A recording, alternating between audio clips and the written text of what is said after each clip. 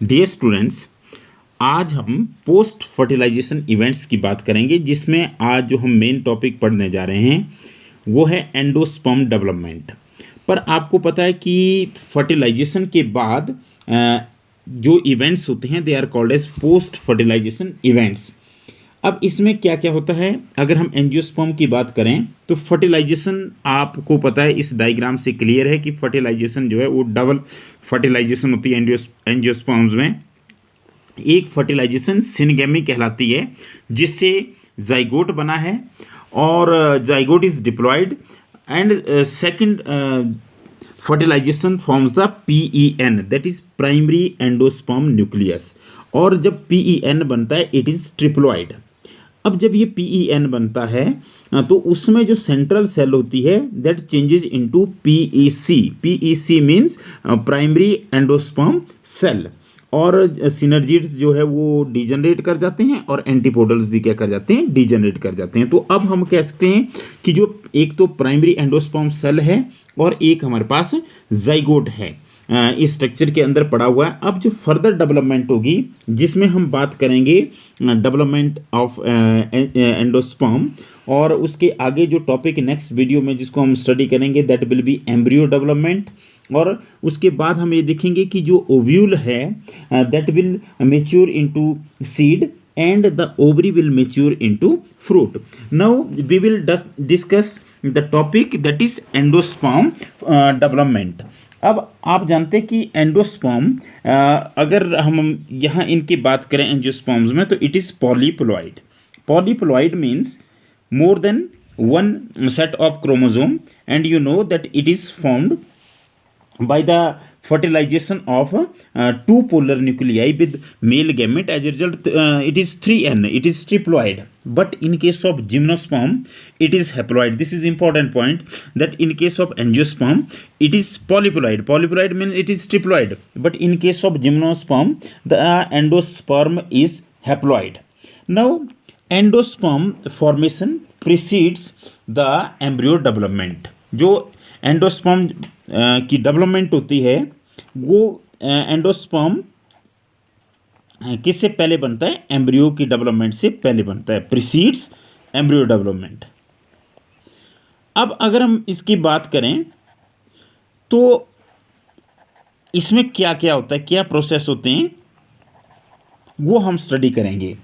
अब सबसे पहले क्वेश्चन ये कि एंडोस्पर्म की डेवलपमेंट एम्ब्रियोस की डेवलपमेंट से पहले क्यों होती है। तो सिंपल सी बात है कि एंडोस्पर्म एक न्यूट्रिटिव टिश्यू है, it provides nourishment to the developing embryo, तो इसलिए ये पहले बनता है, एम्ब्रियो से पहले ये बनता है। अब अगर हम इसमें देखें तो ये 3 टाइप के एंडोस्पर्म होते हैं generally. Now the first one is free nuclear,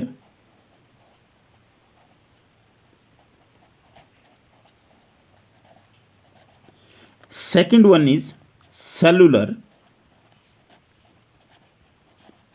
and the last one is halobial type. अब सबसे पहले मैं आपको फ्री न्यूक्लियर की बात बताऊं। आपको पता है कि जो प्राइमरी एंडोस्पर्म न्यूक्लियस है which is found by the triple fusion, उसमें न्यूक्लियर डिविजन्स होते जाएंगे। जैसे अगर हम बात करें तो अब हमारे पास ये जाइगोट है और ये बड़ी सेल है जिसको हम प्राइमरी एंडोस्पर्म सेल बोल रहे हैं। इसके अंदर ये हमारे पास प्राइमरी एंडोस्पर्म न्यूक्लियस है। ये प्राइमरी एंडोस्पर्म न्यूक्लियस क्या करेगा, ये डिवाइड करता जाएगा, ये एम्ब्रियो है और ये प्राइमरी एंडोस्पर्म न्यूक्लियस डिवाइड कर रहा है, but it keeps on dividing without the formation of cellular walls. अब यहाँ पे डिवीजन तो हो रहे हैं पर सेलुलर वॉल्स नहीं बन रही है, तो these are free nuclear division. That's why this type of endosperm is called free nuclear. तो ये फ्री न्यूक्लियर एंडोस्पर्म में क्या हुआ, फ्री न्यूक्लियर एंडोस्पर्म में कि जो प्राइमरी एंडोस्पर्म न्यूक्लियस है वो डिवाइड कर रहा है without the formation of cell walls, मतलब सेल्स नहीं बन रहे हैं, न्यूक्लियस ही उसमें पड़े हैं और बीच में उसमें फिर वो न्यूक्लियस क्या करते हैं, एक पेरिफेरी की तरफ चले जाते हैं और बीच में वैक्यूल क्रिएट हो जाता है। तो दिस इज फ्री न्यूक्लियर। अगर हम फ्री न्यूक्लियर की बात करें ये तो इसमें एग्जाम्पल हम ले सकते हैं मेज, व्हीट, राइस। इस तरह से इन एग्जाम्पल्स की हम बात करें, even in sunflower the endosperm is free nuclear. अब फ्री न्यूक्लियर क्लियर होना चाहिए।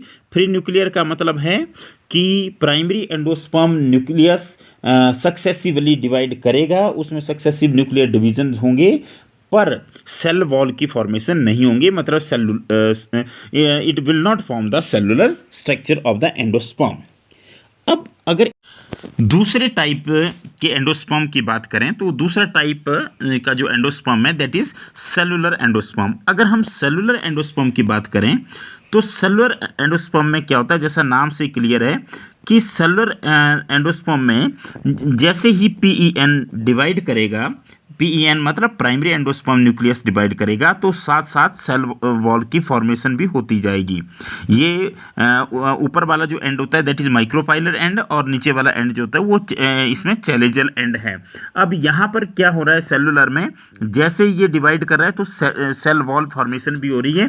तो इसका मतलब क्या है कि nuclear divisions are immediately followed by cytoplasmic division और by the formation of cell wall. तो आप देख सकते हैं कि इससे फर्दर जो है एक सेलुलर स्ट्रक्चर बनेगा and this type of endosperm is called as cellular endosperm. तो दोनों में अगर हम फर्क देखें तो ऊपर की अगर हम बात करें तो यहाँ पर क्या था, यहाँ पर फ्री न्यूक्लियर डिविजन्स हो रहे थे but they were not followed by the cell wall formation, but here the division of the nucleus that is primary endosperm nucleus is immediately followed by the cell wall formation. as a result a cellular structure is formed. अगर हम इसके example की बात करें तो example में petunia, दतूरा, वेल्सम, तो इनमें जो एंडोस्पर्म होता है that is cellular type of endosperm. अब तीसरा और लास्ट जो एंडोस्पर्म है that is helobial. Helobial endosperm is the intermediate condition. Intermediate condition किसके बीच में, between cellular and free nuclear endosperm. अब इसमें क्या होता है, इसमें जैसे ही फर्स्ट न्यूक्लियर डिवीजन होता है, first nuclear division is transverse. अब जैसे यहाँ न्यूक्लियस डिवाइड किए तो इसके बाद ये क्या करेगा, वहाँ पे सेलुलर डिवीजन भी होगा पर that will be unequal as well as transverse. तो आप देख सकते हैं कि प्राइमरी एंडोस्पर्म न्यूक्लियस दो में डिवाइड किया लेकिन साथ में दो सेल भी बन गए। अब इसके बाद जो नेक्स्ट फॉर्मेशन होगी वो मिक्स्ड होगी। मिक्स्ड का मतलब क्या हुआ कि जो ऊपर वाली सेल है the cell towards the micropylar end that is larger in the size and that is also called as micropylar cell and here cell wall formation will take place. मतलब यहाँ पे सेलुलर स्ट्रक्चर चलेगा और जो नीचे की तरफ जो हमारे पास जिसको हम बेसल सेल कहेंगे या चैलेजल सेल कहेंगे वहाँ पे सेलुलर डिवीज़न नहीं होगा, वहाँ पे जो डिवीज़न होगा वो फ्री न्यूक्लियर होगा। तो मतलब क्या हुआ कि इसमें एक इंटरमीडिएट कंडीशन आई, यहाँ पे पहला जो न्यूक्लियर डिवीज़न है that is followed by the formation of cell wall, फिर उससे दो सेल बन गई, एक जो अपर वाली है दैट इज़ माइक्रोपाइलर सेल, और जो माइक्रोपाइलर सेल होती है वो साइज में बड़ी होती है, और जो नीचे वाली है that is called as chalazal cell. Chalazal cell जो होती है वो साइज में छोटी होती है।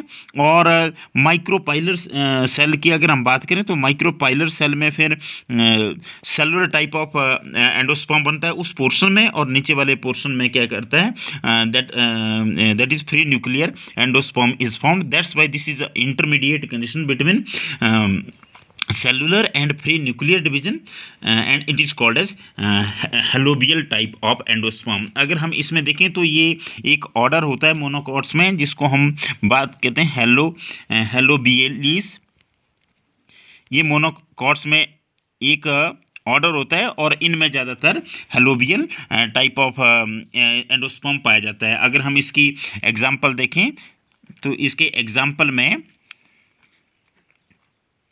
एस्पोडेलस या मस्करी, इनमें हेलोबियल टाइप ऑफ, इसको ग्रेप हाइसेंथ भी कहते हैं मस्करी को, और इसमें हेलोबियल टाइप ऑफ एंडोस्पर्म होता है। तो आज हमने एंडोस्पर्म की फॉर्मेशन की और हमने बोला कि एंडोस्पर्म की जो फॉर्मेशन होती है वो एम्ब्रियो की डेवलपमेंट से पहले होती है। इसका कारण भी हमने ये बताया कि ये ऐसा इसलिए होता है क्योंकि it is a nutritive tissue and it will provide nourishment to the growing embryo. और हमने इसके 3 टाइप किए, जिनमें पहला फ्री न्यूक्लियर, दूसरा सेलुलर और तीसरा हेलोबियल। अगर अब आप इस डायग्राम में देखें तो यहाँ पर आपको सबसे पहले फ्री न्यूक्लियर एंडोस्पर्म आप देख सकते हैं कि यहाँ पे there is no cell wall formation. तो this type of endosperm is called as free nuclear, मतलब न्यूक्लियस डिवाइड करेंगे but there will be no formation of cell walls. अब दूसरी अगर हम बात करें तो दिस इज सेलुलर। सेलुलर की अगर हम बात करें तो सेलुलर में क्या होगा, जैसे ही न्यूक्लियस डिवाइड करेंगे सेल वॉल भी बनती जाएगी और इस तरह से इस टाइप का स्ट्रक्चर बन जाएगा एंडोस्पर्म का, and this endosperm is called as cellular endosperm. आप एक चीज़ का ध्यान रखें कि ये वाली साइड जहाँ पे embryo that is micropylar and the opposite is chalazal and. अब हम इसके बाद जो तीसरी इंटरमीडिएट कंडीशन की बात करेंगे that is called as helobial. यहाँ पर जो फर्स्ट डिवीजन है that will be transverse and unequal, और उसके बाद फिर इसकी जो फॉर्मेशन होगी वो मिक्स्ड फॉर्मेशन होगी। One portion will form the cellular type of structure and other will form the acellular that is free nuclear structure, and this is called as helobial endosperm. तो इसके बाद basically होता क्या कि जैसे endosperm जो होता है that either may be completely utilized by the developing embryo before the seed maturation। जैसे अगर हम ग्राउंड नट की बात करें या बीन्स की बात करें, पी की बात करें, तो वहाँ पे जो एंडोस्पर्म होता है वो सीड मैच्योरेशन से पहले ही क्या कर जाता है, वो कंज्यूम हो जाता है। लेकिन अगर हम बात करें कैस्टर की बात करें या कोकोनट की बात करें तो वहाँ पर वो सीड मैच्योरेशन के बाद भी परसिस्ट करता है। अब एक बड़ा इंपॉर्टेंट एग्जाम्पल लास्ट में हम डिस्कस करना चाहेंगे that is endosperm in case of coconut. अब आपको होता है कि कोकोनट में पानी भी होता है उसके अंदर, जिसको कोकोनट मिल्क भी बोला जाता है। तो जो कोकोनट मिल्क होता है that is free nuclear endosperm, और जो उसका वाइट पोर्शन होता है जिसको कोकोनट मीट भी कहा जाता है दैट इज सेलुलर एंडोस्पर्म। तो इस तरह से आप कह सकते हैं कि कोकोनट में दोनों टाइप के एंडोस्पर्म होते हैं। जो मिल्क होता है उसमें फ्री न्यूक्लियर एंडोस्पर्म होता है, और जो हमारा वाइट पोर्शन होता है उसमें सेलुलर टाइप ऑफ एंडोस्पर्म होता है। तो in the next video we will study the development of embryo as well as when the ovule will change into seed, that is seed formation, as well as change of ovary into the fruit, that we will discuss in the next video. Thank you very much.